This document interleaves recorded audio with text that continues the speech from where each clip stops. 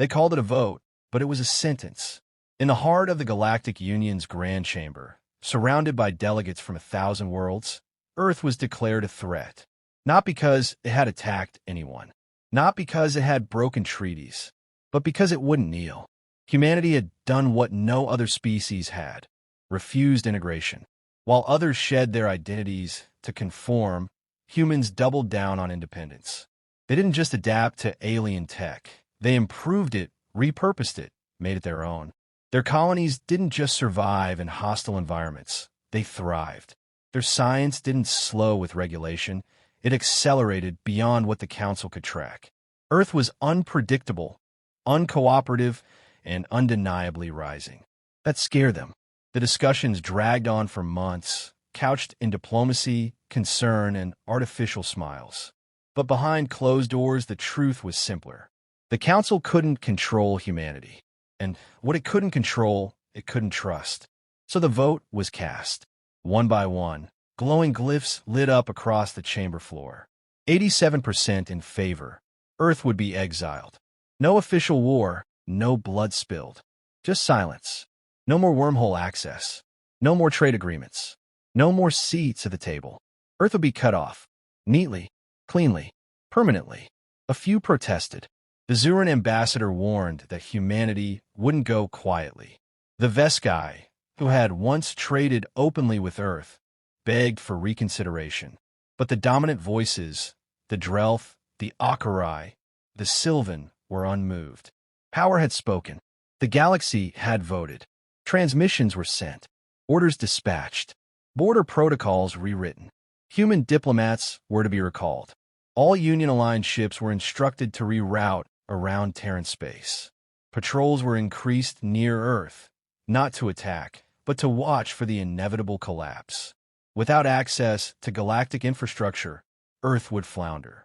Humanity would come crawling back, humbled. That was the expectation. But Earth didn't answer. No protests, no denouncements, no retaliation. They simply vanished. The Council's envoys arrived at Terran embassies to find them stripped bare. No lights, no data, no trace. Civilian trade vessels vanished from ports, contracts erased from the network. Human colonies, once bustling with activity, went dark one by one. Long-range scans found no movement, no signals. It was as if humanity had simply disconnected. That wasn't supposed to happen. The Drelth High Strategos, convinced it was a bluff, ordered a fleet to shadow Earth systems. They found nothing but silence. No defenses raised. No communication relays. No ships. Even the planetary orbit, once crowded with satellites, was empty. Only the planet itself remained, still blue and green, still spinning, but ghostly quiet. The Union interpreted this as weakness. Panic. A last desperate retreat. They comforted themselves with the belief that humans would come begging for reintegration. A few predicted revolution. Some expected starvation. But Earth stayed quiet. Too quiet. Then came the first anomaly. A minor scout drone patrolling the edge of the Veil Nebula, an unmapped, unstable sector, reported a fleeting glimpse of a ship. Unregistered. Sleek. Silent. Too fast to trace. Its engine signature didn't match anything in the Council's database. 2 days later, a Sylvan outpost near the trade spine received a burst transmission. Encrypted in over 100 layers, signed with a Terran key, and carrying a single sentence. "We heard your vote." The Council dismissed it as a rogue operator. A remnant. But they didn't say the rest of the message aloud. Because there was more. At the end of the signal, buried in a deep wave channel, was a final, chilling line. Not a threat, but a statement of intent. We cast our own. The galaxy thought it had spoken. The galaxy thought humanity would wait, submissive for its fate. But humanity had never waited to be told what came next. At first, the silence was taken as surrender. The Galactic Council watched, waited, and interpreted humanity's disappearance as proof their vote had succeeded. No retaliation, no diplomatic backlash, no desperate calls for re-entry. Earth had simply accepted its exile. Or so it seemed. Weeks passed, then months. No human presence in known trade lanes. No shipments from their colonies. No chatter on civilian channels. The Terran consulate accounts were wiped clean. Human allies within the Union received no farewells, no encrypted messages, nothing. It was as if a species had erased itself from the map. But silence has weight, and soon it became noise. An Akai science vessel patrolling the neutral zone found an abandoned Terran research station. Locked, automated, and scrubbed of all data. Not destroyed, not sabotaged, evacuated with precision. Even the power cells had been drained clean. No traces of life, not even dust. Every item had either been taken or intentionally left to decay. The message was subtle but clear. Humanity had planned this exit. Union analysts flagged it as an anomaly. But then more anomalies surfaced. Pirate clans that once smuggled Terran tech began selling items no one had seen before. Compact gravity drivers, zero-delay translation units, nanofiber weapons immune to standard scans. All of them unmistakably human. All of them appearing far from Earth. And all acquired through unknown intermediaries who refused to name their source. A scout ship disappeared near a former Terran colony. It had been sent to investigate the sudden blackout of the colony's signal array. When a second vessel arrived to retrieve it, the wreckage was discovered, not destroyed, but dismantled. Its components were missing, systems deactivated with surgical precision. No signs of battle, no bodies, only a single word etched into the debris, plating in a dozen languages. Observe. The Council still clung to the idea of control.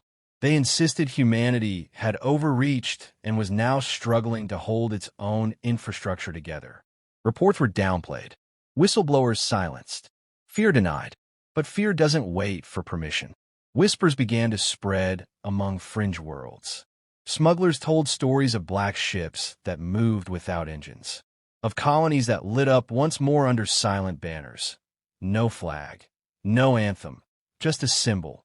A star split by a blade. Some claimed humans had formed a shadow network, stretching beyond Union sensors. Others believed they had discovered new forms of travel, free from wormholes and galactic lanes. Something faster, quieter, untraceable. Then came a message.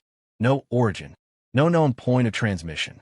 It bypassed all security protocols and reached every major data terminal in the Union. A simple broadcast. You decided our place. We chose our path. Panic followed.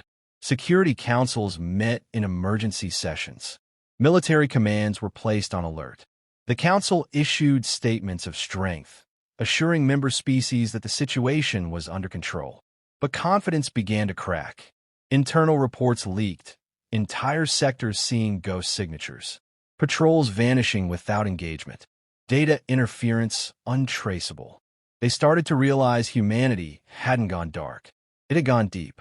Some began to understand what had really happened. Earth hadn't been exiled. It had withdrawn. And not out of weakness, but preparation. Humanity hadn't been caught off guard. They had anticipated the vote, perhaps even counted on it. The Union's punishment had merely accelerated their next move. Delegations demanded answers. Terran envoys no longer existed.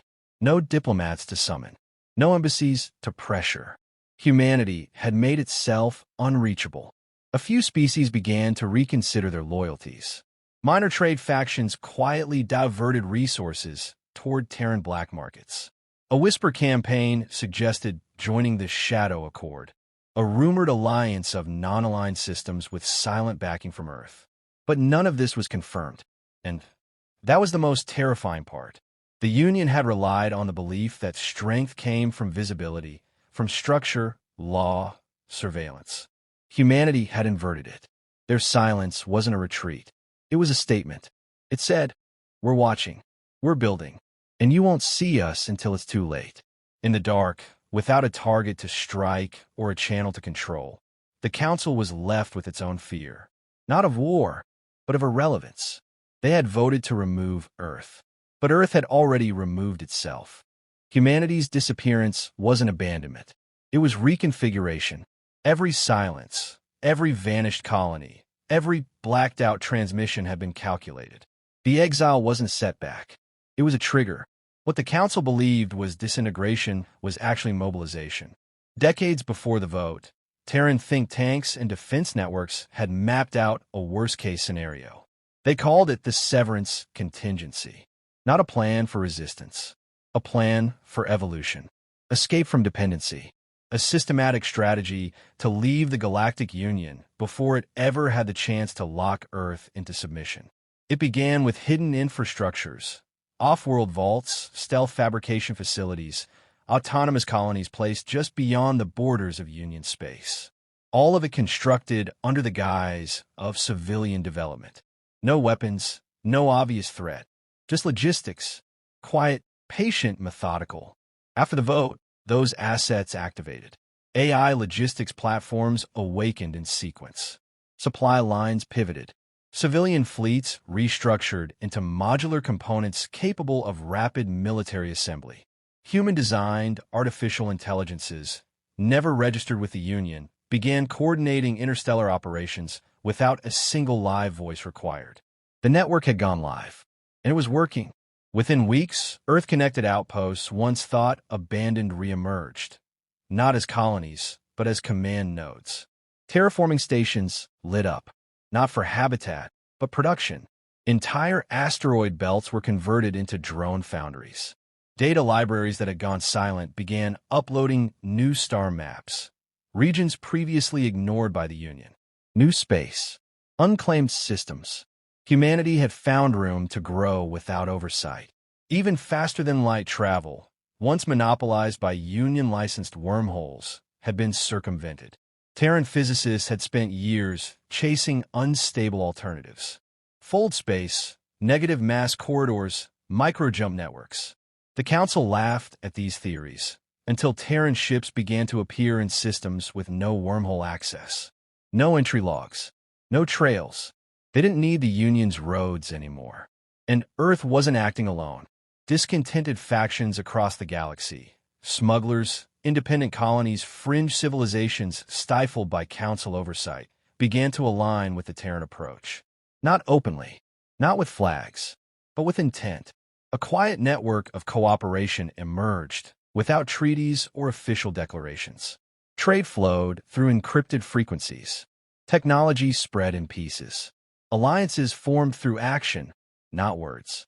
The Council scrambled to trace it, but by the time they detected a Terran signal, it had already moved, split, vanished. Their intelligence agencies were built for bureaucracies, not living systems. The network behaved like a mind, not centralized, not predictable, but responsive, evolving. By the time one limb was spotted, 5 more had extended into untouched space. An attempt was made to re-establish diplomacy. A formal message was broadcast through every known channel. Reconsider. Return. The exile can be reversed. There was no reply. Instead, a fleet of Terran vessels appeared in orbit over the mining world of Kesht 4. Not to attack, not to demand surrender, but to demonstrate capacity. The ships hovered in formation for 11 minutes, then vanished. No damage, no trace. But the message was clear: we're not hiding. We're watching. That act shattered the illusion of control. For the first time, the Council understood that Earth wasn't seeking reintegration. It wasn't playing politics. It had moved on. The Council's internal debates fractured. Some argued for reconciliation. Others demanded escalation. A few whispered about military action, but no one dared. How do you fight an enemy with no borders? How do you attack a civilization that doesn't hold territory but influence? One delegate from the Valtari Confederacy phrased it best: they've become something we were never built to handle. Not a nation, not an empire, a phenomenon. Terran presence began appearing where least expected. A rescue ship saving a damaged alien freighter in deep space. A precision strike eliminating a pirate warlord before Union forces could respond. Medical drops on plague-stricken moons, delivered silently, without identification. Earth was becoming a myth, an unseen hand, reshaping the galaxy from the shadows. But the myth had muscle. The technology Terrans deployed defied explanation. Energy weapons with no visible emitter, armor that phased through scans, Ships that broke the laws the Council believed were unbreakable. None of it came with threats. No ultimatums. Just quiet evidence. Humanity didn't want to rule the galaxy. It wanted to show it didn't need the galaxy at all. The Council finally acted, not out of confidence, but desperation. A coalition fleet, the largest assembled since the last border war, was dispatched to the Outer Rim, where human activity was most suspected. Officially, it was a security patrol. Unofficially, it was a test. They wanted to see how far Earth had really gone. The fleet never reached its destination. Midway through transit, the command vessels lost contact with navigation systems. Jump coordinates scrambled. Subspace drives failed mid-cycle. The fleet emerged hundreds of light years off course, scattered, isolated. Before recovery procedures could begin, their systems were disabled. Comms jammed, weapons offline, propulsion frozen. But nothing attacked them. Nothing boarded them. They were left adrift, untouched, with only one working terminal. A message blinked on every screen. This is not retaliation. This is restraint. Every ship was found, eventually powered down but intact. No lives lost. No property destroyed. Yet morale shattered. The Council's message of strength collapsed under the weight of human precision. It wasn't just what humanity could do. It was what it chose not to do. That distinction echoed louder than any threat. Across the Union, cracks widened. Minor systems stopped responding to Council directives. Trade networks quietly rerouted toward shadow routes. Enforcement patrols began experiencing unexplained failures. The systems that once kept the galaxy orderly now felt brittle. Trust eroded, and wherever questions were asked, Earth's shadow loomed in the answers. Then came the second vote. It was held in secret, deep within the Council's primary chamber.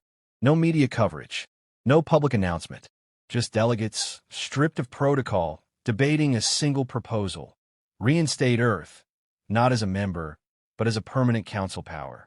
Not to appease, not to atone, but to survive. The vote was unanimous. A formal message was composed, carefully worded, rich with deference. It was transmitted through every known frequency, encrypted in over 100 human-compatible languages. The Council acknowledges the error. Earth is invited to return, not as a peer, but as a pillar. There was no response. Instead, humanity sent an emissary, not a person, not a ship. A signal, a stream of data containing a simple response. We've outgrown your table. We're building our own.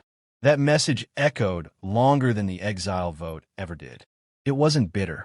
It wasn't angry. It was final. Humanity had crossed a threshold. It no longer needed the Galactic Union. Not for validation, not for trade, not for structure. In severance, it had found expansion. In rejection, it had found unity. And in silence, it had become unshakable. Earth was no longer a planet fighting for inclusion. It had become a movement, an example, a new gravitational force in the galaxy. Species who once looked down on humans now looked to them, not because they sought power, but because they embodied possibility. No flag waved, no anthem played, no throne was claimed. But everyone knew. The galaxy had tried to contain humanity, to shrink it, to humble it. Instead, it made humanity limitless.